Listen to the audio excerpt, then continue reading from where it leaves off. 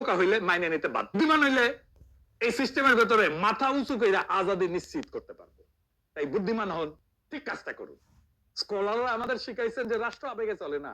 স্কলাররা আমাদের এটাও দেখাইছেন যারা কাঠামো চাপ দেয় কিন্তু সিদ্ধান্তের জায়গা রেখে দেয়। সিরিয়া আমাদের সতর্ক করে, ইউক্রেন আমাদের সাবধান করে, আর বাংলাদেশ আমাদেরকে শেখায় ইনসাফ ছাড়া আজাদি নাই, আর আজাদি ছাড়া সম্মান নাই। বিদেশি রাষ্ট্র আমাদের আজাদি দেবে না, কিন্তু নিতে বাধাও দিতে পারবে না যদি আমরা নিজেরাই নিজেদের প্রতি ইনসাফ করি। এটাই আসল লড়াই, এটাই আসল আজাদি। আজাদি মানেটা আসলে কি? আজাদি কোনো বিমূর্ত শব্দ না, আজাদি কোনো পতাকার নাম না, আজাদি কোনো সরকার বদলের স্লোগানও না। আজাদি মানে আমার জাগতিক জীবনে আমার নিজের স্বাধীন অস্তিত্ব। আমাকে কারো ইচ্ছায় জীবন চালাইতে হবে না, আমাকে কারো শঙ্কায় জীবন সাজাতে হবে না, আমাকে নিরাপত্তার জন্য প্রতিদিন শঙ্কিত থাকতে হবে না, আমাকে অনিশ্চয়তা তাড়া করবে না, আমাকে সম্মান বা মর্যাদা নিয়ে দুশ্চিন্তা করতে হবে না, আমাকে আমার রাষ্ট্র আমার পূর্ণ সম্ভাবনায় বিকশিত হইতে দেবে। আমি যা হইতে চাই সেটা আমাকে হওয়ার রাস্তা খুলে দেবে রাষ্ট্র। এটাই আজাদি।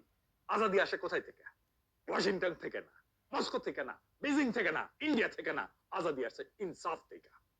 ইনসাফ মানে আইন সবার জন্য এক, ক্ষমতা কারো ঢাল না, রাষ্ট্র নাগরিকের শত্রু না।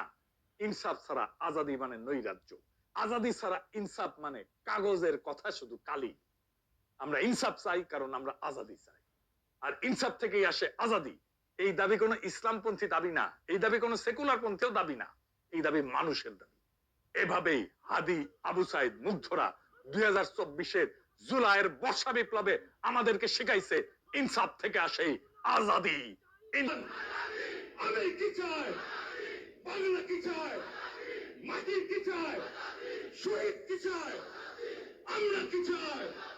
বাংলা কি চাই? 24 কি চাই? জুলাই কি চাই? আমরা কি চাই? ইনকিলাব কি চাই? বিপ্লব কি চাই? জনতা কি চাই? মাটি কি চাই? বাংলা কি চাই?